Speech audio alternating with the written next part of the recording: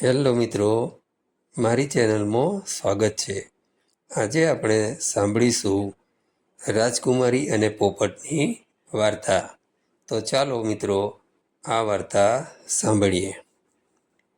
એક મહેલ હતો, એમાં એક સુંદર રાજકુમારી રહેતી હતી।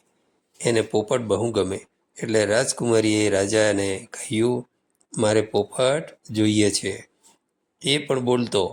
રાજા વિચારમાં પડી ગયા કે રાજકુમારી માટે પોપટ ક્યાંથી લાવી દઉં। રાજાએ સૈનિકોને બોલાવ્યા અને આદેશ આપ્યો, સૈનિકો જાઓ, ગમે ત્યાંથી એક બોલતા પોપટની વ્યવસ્થા કરો, અને જ્યાં સુધી એ ના મળે ત્યાં સુધી મહેલમાં પગ ના મૂકતા। હવે તો રાજાની સાથે સાથે સૈનિકો પણ વિચારમાં પડી ગયા। રાજકુમારી માટે બોલતો પોપટ લાવો ક્યાંથી? સૈનિકોએ બધે શોધખોળ ચાલુ કરી દીધી। બધે શોધ્યું, પણ બોલતો પોપટ મળ્યો નહીં। સૈનિકો પોપટને શોધતા શોધતા ક્યારે જંગલમાં આવી ગયા એનું ભાન રહ્યું નહીં। એ લોકો ખૂબ થાકી ગયા હતા, માટે એક મોટા ઝાડ નીચે થોડી વાર આરામ કરવાનું વિચાર્યું। આરામ કરતાં કરતાં ક્યારે એ બધાની આંખ મીચાઈ ગઈ એની ખબર ના રહી। થોડી વાર પછી કોઈ બોલી રહ્યું હોય એવો આભાસ થયો। જે સૈનિકો સૂઈ ગયા હતા એમાંથી એક સૈનિકને કોઈ બોલતું હોય એવું લાગ્યું, પણ કોઈ આસપાસ દેખાયું નહીં। ચારે તરફ નજર નાખી, પણ કોઈ દેખાયું નહીં। પછી જેવું ઉપર જોયું તો એક પોપટ ઝાડની ડાળી પર બેઠો હતો અને તે જ બોલી રહ્યો હતો। એ જોઈ પહેલાં તો આશ્ચર્યમાં પડ્યા અને બીજી બાજુ હરખાયો। આ શું?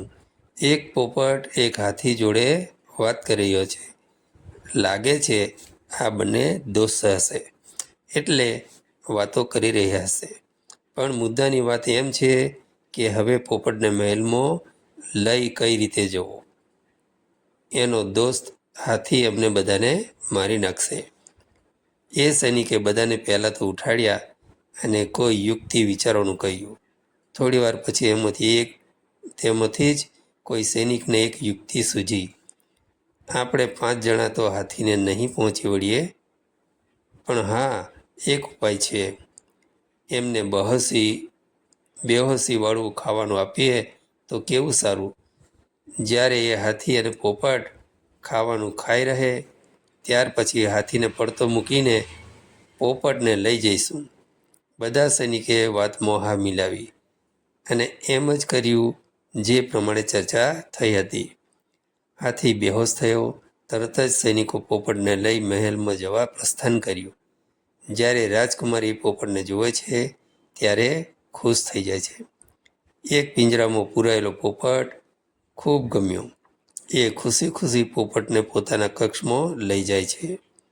એને બહુ બધું ખાવાનું આપે છે, પણ પોપટ ખાતો નથી। જ્યારે પાણી આપ્યું તો પાણી પણ નથી પીતો। થોડો સમય વીત્યા બાદ પોપટ મૃત્યુ પામવાનો ઢોંગ કરે છે। રાજકુમારને એમ કે આ પોપટ મૃત્યુ પામ્યો છે, હવે આને હું શું કરું? જેવું પિંજરું ખોલે છે અને પોપટને બહાર કાઢે છે અને જમીનમાં દાટવા માટે ખાડો ખોદવાની શરૂઆત કરે છે, એવો જ પોપટ ફટાફટ ઉડી જાય છે અને રાજકુમારી બસ એ ઉડતા પોપટને જોઈ જ રહે છે। ક્યારેક પણ પોતાના સ્વાર્થ માટે બીજાનો ઉપયોગ ના કરવો। પશુ અને પંખી ખુલ્લા આકાશમાં જ શોભે, એને મહેરબાની કરીને પિંજરામાં ના પૂરો। તમારો શોખ બીજાના મૃત્યુનું કારણ પણ બની શકે છે। મિત્રો, તમને આ વાર્તા પસંદ આવી હોય તો લાઈક કમેન્ટ કરજો, અને જો તમે અમારી ચેનલ પર નવા હોય તો સબસ્ક્રાઈબ કરી દેજો। આવી નવી વાર્તાઓ સાંભળવા માટે અમારી સાથે જોડાયેલા રહેજો। તો આવજો મિત્રો, મળીશું હવે નવી વાર્તા સાથે।